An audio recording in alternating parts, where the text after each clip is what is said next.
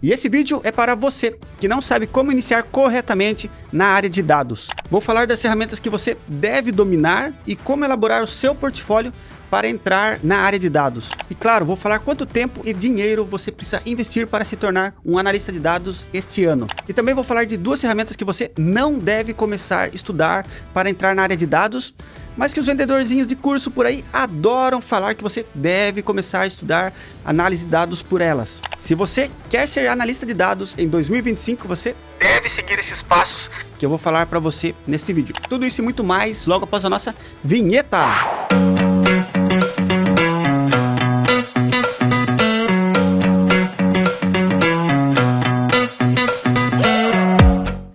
Fala aí pessoal, beleza? Meu nome é Bruce Fonseca, sou especialista em Business Intelligence, trabalho com análise de dados há 2 anos aqui nos Estados Unidos e criei esse canal para deixar você muito bem informado do nosso universo da análise de dados. Se você quer receber dicas de como migrar para a área de dados, não deixe de curtir e se inscrever aqui no canal, que toda semana eu trago muito conteúdo, eu trago muita experiência compartilhada com vocês aqui, beleza? E agora vamos para o vídeo. E galera, quem me conhece ou é uma conexão minha lá no LinkedIn, sabe que eu não migrei para a área de dados ontem e muito menos comecei a ensinar análise de dados ontem. Eu já estou nesse mercado há muito tempo e já ensinava análise de dados e ferramentas de análise de dados há muito tempo também. Eu só vim para o digital na pandemia, mas eu já fazia isso há muito tempo fisicamente nas empresas, que era como nós costumávamos ensinar antes. A gente ia para uma sala, apresentava num telão, ia no computador de cada aluno para ver se eles estavam fazendo certo, mas com a pandemia essa parte física foi quebrada e todo mundo migrou para o digital e desde que migrou não teve volta. A gente continua trabalhando no digital e claro, continua trabalhando fisicamente, porém em uma porcentagem muito menor do que era antes. Então o que aconteceu? Veio o boom da pandemia. As empresas entenderam que elas precisavam analisar dados para ter diferencial competitivo. Elas precisavam enxergar onde estavam os gaps, onde estavam os custos dela, onde elas precisavam olhar para enxugar ali, ó, e aumentar a margem de lucro delas, porque com a pandemia caiu o volume e toda essa história triste que vocês já estão cansados de ouvir. Ou seja, só sobreviveu quem realmente conseguiu ter performance, ter eficiência ali nas suas operações. E isso, é claro, causou um boom de profissionais de análise de dados. Então, como que funcionava antes? A pessoa fazia um PROC-V, falavam assim para ela: ah, vem aqui, você já é analista de dados. A pessoa fazia um gráfico de Pokémon, um gráfico bonitinho, falavam assim para ela: vem aqui, você já vai ser analista de dados. E aí, muitas dessas pessoas, até talvez bem intencionadas, falaram assim: nossa, mas se eu migrei para análise de dados tão fácil assim, eu posso ensinar outras pessoas a migrarem para análise de dados tão fácil assim também. E foi o que muitas dessas pessoas fizeram.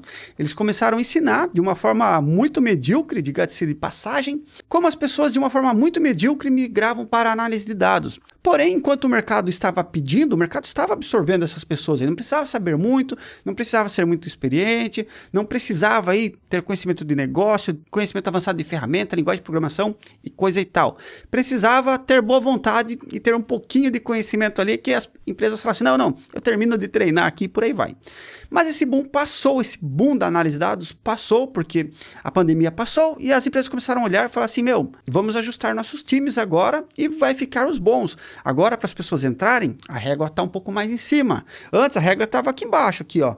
Pouquinha coisa, já caía para dentro. Agora não, o mercado se estabilizou, voltou ao normal e o mercado quer profissionais qualificados também. E foi a partir desse momento que começou a separar o joio do trigo. Acabou a pandemia, as empresas subiram a régua e aí quem achava que podia migrar facilmente, aí começou a encontrar barreiras, dificuldades para migrar de área. E aí pensando nisso, entendendo o que realmente um analista de dados precisava para entrar na área, eu montei meu treinamento de Power BI, que eu já ensinava há muito tempo, mas aí Power BI não era suficiente, a pessoa precisava de um conhecimento mais profundo ali, porque, na verdade, o Power BI como visualização é uma excelente ferramenta, mas quando você pensa em modelar dados no Power BI, mesmo que você está buscando dados de um Excel, de um banco de dados ou de um modelo de dados, você precisa entender o que é um esquema estrela, você precisa saber o que é uma dimensão, o que é uma tabela fato, o que é um relacionamento, os tipos de relacionamentos e por aí vai. E onde que você aprende muito bem isso? No SQL. Então, quando você vai lá e estuda SQL, você estuda ali a análise, a manipulação de dados ali de uma forma raiz mesmo. Você vai fazer um relacionamento, você não vai arrastar um campo de uma tabela até o campo de outra tabela. Você vai escrever assim, inner join, left join, right join. E as pessoas que fazem isso ou aprendem isso direto no Power BI, elas não estão entendendo o que está por trás ali daquele comando de drag and drop que elas estão fazendo, né? De arrastar e soltar. E o que está por trás daquilo, na verdade, é um inner. Na verdade, é um join. Então, eu vi que estava faltando as pessoas, principalmente quem vinha do zero. Quem já vinha com uma bagagem de TI e ia para o Power BI, já tinha essa bagagem. Mas as pessoas que estavam começando do zero, elas precisavam ter uma base sólida ali de manipulação de ferramenta de análise de dados. E não existe nenhuma ferramenta melhor do que o SQL para fazer isso. Baseado nisso, eu elaborei o meu treinamento de SQL, que é muito parecido com o mesmo treinamento que eu fiz lá há 1000 anos atrás, e que contempla o nosso contexto atual da análise de dados. Então, quando eu falo para você começar a estudar análise de dados pelo SQL, não é porque eu sou filiado a um curso, não é porque eu vendo curso de SQL, mas sim porque o SQL ele é a base, ele é fundamento para qualquer ferramenta de análise de dados. Se você estuda SQL primeiro, o seu DAX, que é a linguagem de análise de dados dentro do Power BI, você vai entender muito mais fácil o DAX. Quando você estuda SQL e vai para o Python depois, você vai entender muito mais fácil o Python, porque você aprendeu tudo isso no SQL antes. Então, o SQL ele é fundamento, ele veio antes dessas outras linguagens.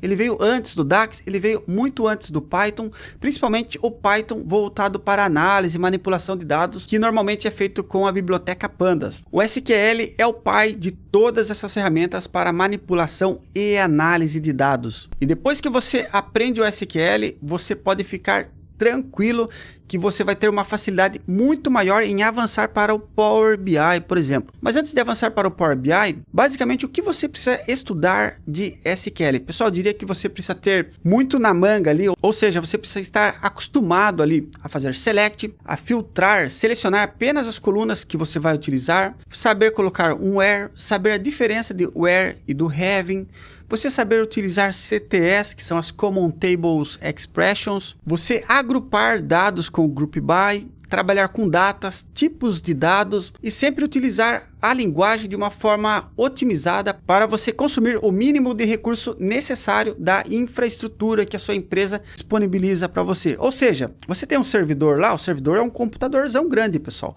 Ele só tem um sistema operacional um pouco diferenciado ali, mais dedicado ali, mas ele é um computador, você consegue ligar um monitor nele, acessar a internet, o seu YouTube, Orkut para quem é mais antigo e por aí vai. E se você faz uma query, uma consulta de dados, selecionando uma tabela de milhões e milhões de linhas, mas você só ia precisar, por exemplo, de 10 linhas, você tem uma diferença de performance muito grande em uma consulta mal feita e em uma consulta bem feita, otimizada.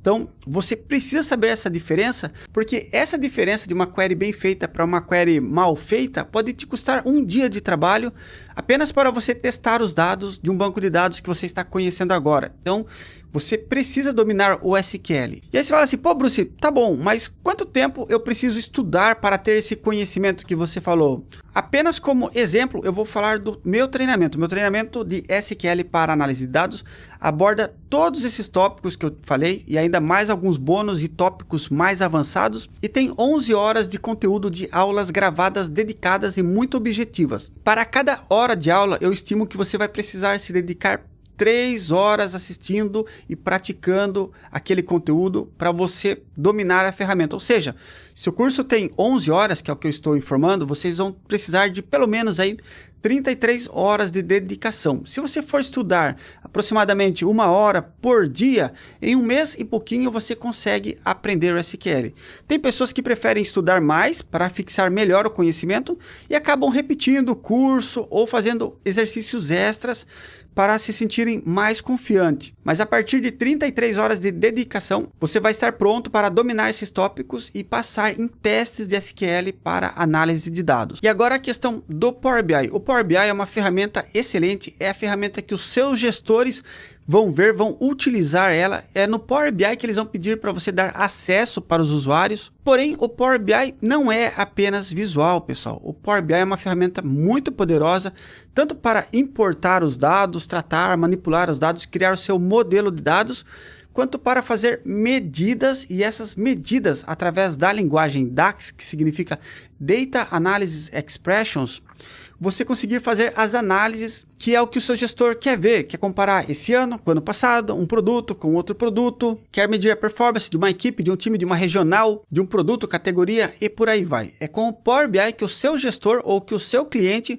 vai se divertir fazendo as análises dele ali, que você vai dar poder ao seu usuário final ali, porque você vai permitir que ele faça filtros dinâmicos e tire suas próprias conclusões, tire seus próprios insights daquele monte de dados que você transformou em visual para o seu cliente. Qual que é o problema do Power BI? O problema é que, como o Power BI é muito visual, vendedorzinho de curso por aí adora dizer que Power BI é fácil, que é simples, que você faz o que quiser e que tem um monte de hackzinho aí para prender a atenção aí dos gestores, clientes e usuários finais, tá bom?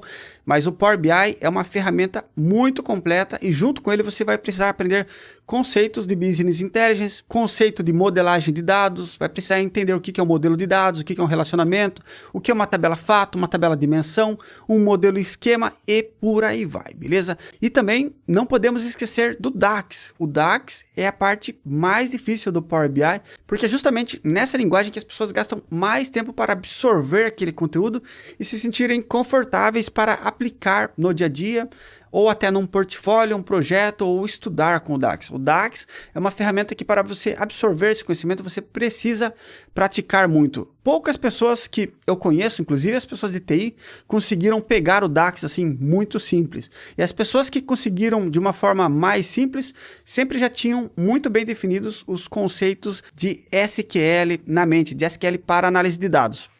Cadê? Inclusive, nesse livro de DAX, o Marco Russo, ele faz algumas comparações entre SQL e DAX e ele mostra como consultar dados com um e como consultar dados com a outra linguagem. E é muito interessante a abordagem desse livro. Recomendo para quem quer estar bem avançado em DAX, beleza? Agora, de novo, Bruce, quanto tempo estudar para demonstrar confiança no meu Power BI?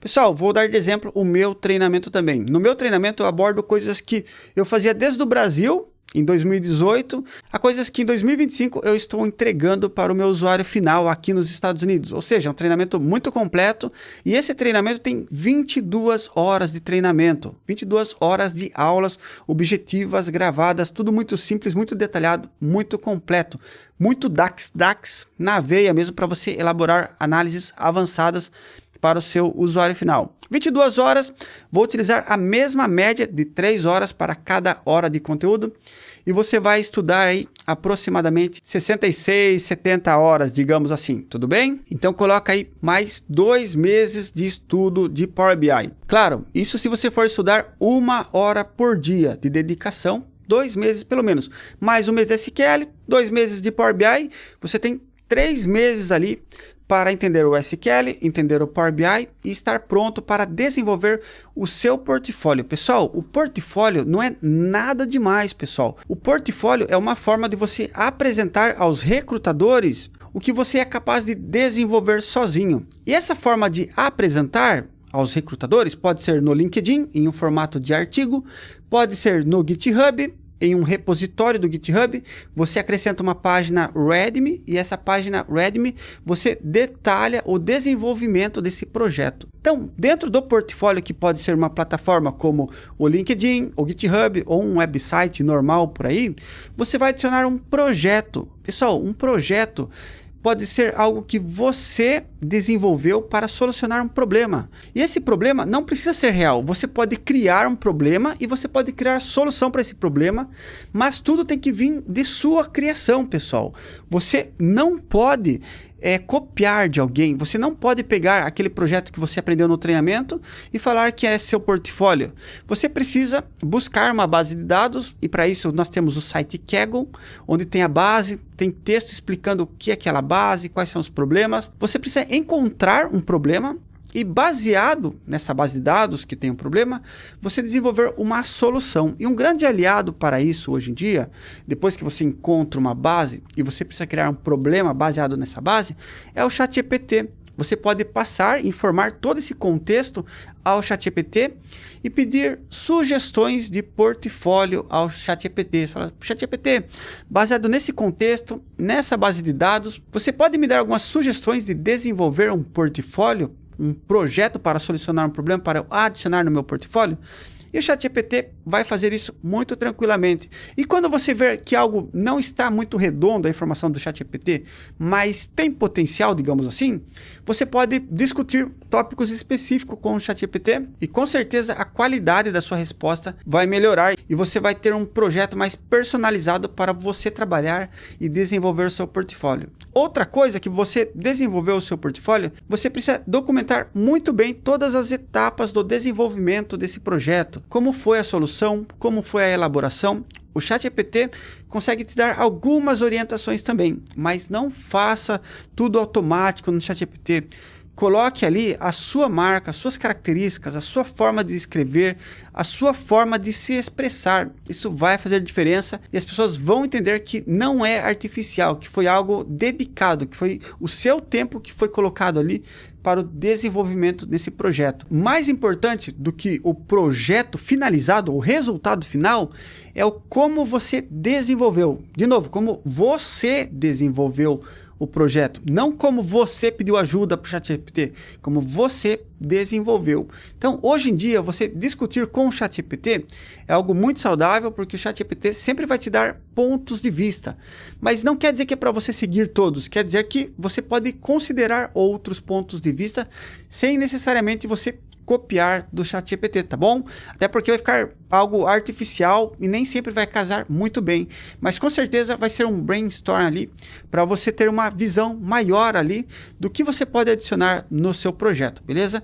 Então, ChatGPT para portfólio vai te dar direcionamento. O trabalho, a mão de obra, a dedicação vai ter que ser sua de verdade, porque é você que vai ser questionado pelo recrutador. E quando você faz isso no automático, você não vai ter o mesmo nível de detalhe que você teria quando você faz. Pessoal, quando um recrutador pergunta algo que você fez, você lembra até do café, de quantos cafés você tomou naquele dia para desenvolver aquele projeto. Você lembra que você estava tomando banho e aí você fala assim, puxa, agora eu sei como resolver aquilo. Aí você volta correndinho lá para o seu computador e escreve lá e depois você testa e dá certo, entende? Então você sempre tem um detalhamento, um aprofundamento de informações muito maior. Você copiar do ChatGPT vai ser muito artificial e as pessoas vão pegar isso aí. Então, faça um projeto, vai ser muito melhor do que fazer 10 em ChatGPT, mas faça um que seja você que desenvolveu a solução final. Dito isso, pessoal, sim, é isso que você precisa. SQL, Power BI e ter um portfólio com pelo menos um projeto muito bem feito por você para que você possa apresentar aos recrutadores. E tenha certeza, os recrutadores adoram portfólio. Todos os meus alunos que apresentam portfólio para os recrutadores sempre recebem ótimos feedbacks desses recrutadores. E é por isso que no meu treinamento eu fiz um mini curso, eu disponibilizei lá na minha plataforma um mini curso de como você montar o seu portfólio. E outra coisa que é um diferencial também, mas não é um item obrigatório, é você ter algum conhecimento em computação em nuvem ou cloud, como as pessoas gostam de falar. Mas basicamente, nós como analistas de dados, nós utilizamos o cloud ou a nuvem para conectar o nosso Power BI ou as nossas IDEs, nossas interfaces de programação, desenvolvimento, às fontes de dados que estão nesses servidores web, ou seja, na nuvem, beleza? Então, é algo que vai ser um diferencial, mas que inicialmente você vai utilizar mais para conectar com as bases de dados online do que desenvolver bases de dados que estão online, tá bom? Então, foca primeiro em SQL, Power BI, os dois muito bem dominados e tenha um portfólio. Depois você pode aprender nuvem e sim, Excel e Python são diferenciais também e é deles que eu vou falar agora, porque vendedorzinho de curso adora falar que Excel é a porta de entrada para análise de dados. E sim, eles estão certos. Excel é a porta de entrada para análise de dados, com certeza. Porém, o Excel, ele não é uma ferramenta que você, como analista de dados, vai utilizar no dia a dia. E entre estudar Excel ou estudar SQL, que é uma ferramenta que você vai utilizar no dia a dia, com certeza, sem sombra de dúvidas, eu vou falar para você, estude SQL.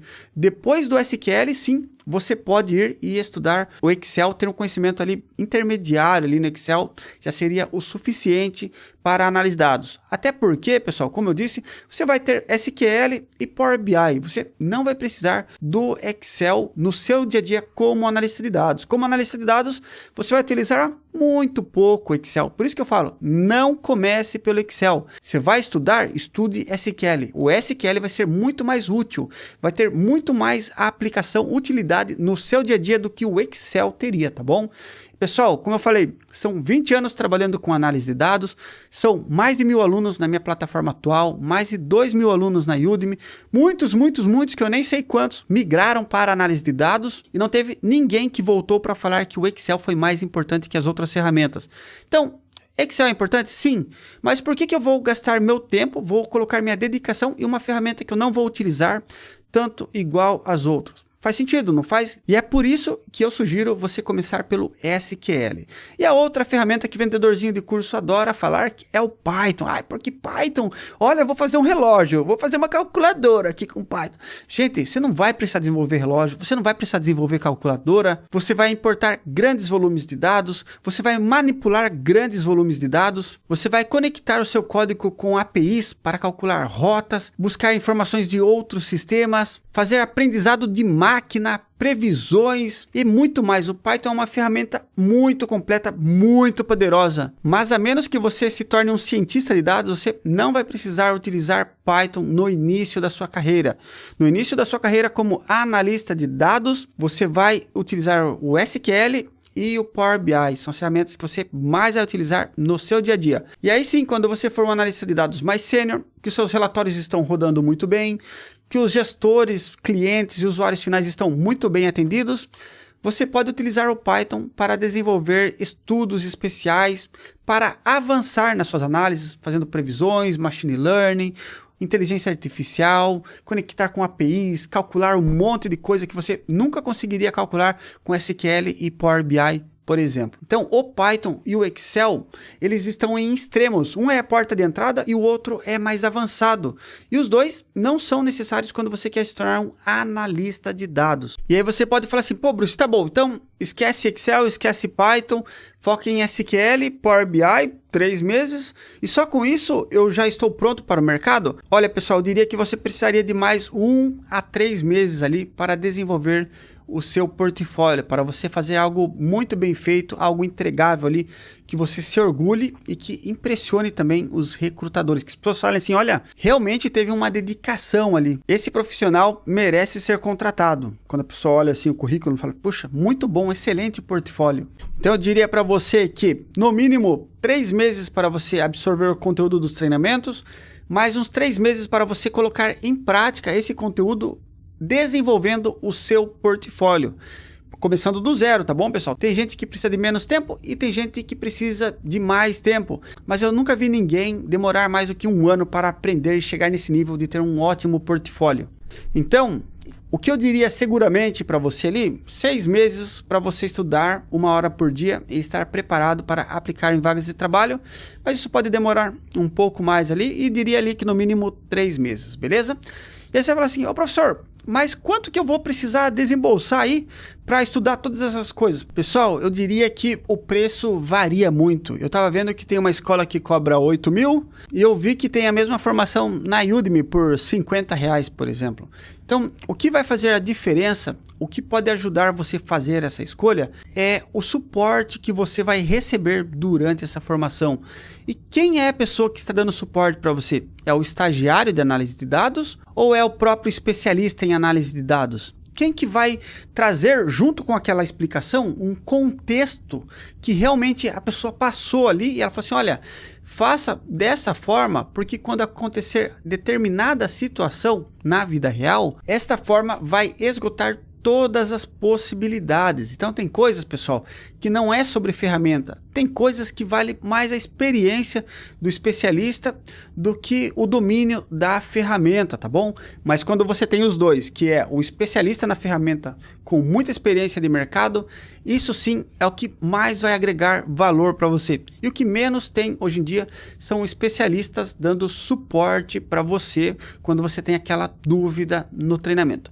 Beleza, pessoal? Então, tome cuidado. Tem muita gente sem experiência no mercado e que está vendendo sonhos para vocês. Podem ficar tranquilos que eu não sou um desses, e se você quiser conhecer meu trabalho, visite meu site, cujo endereço está sempre no primeiro comentário. Beleza? Meu muito obrigado, essas foram as minhas considerações. Até semana que vem. Tchau, tchau!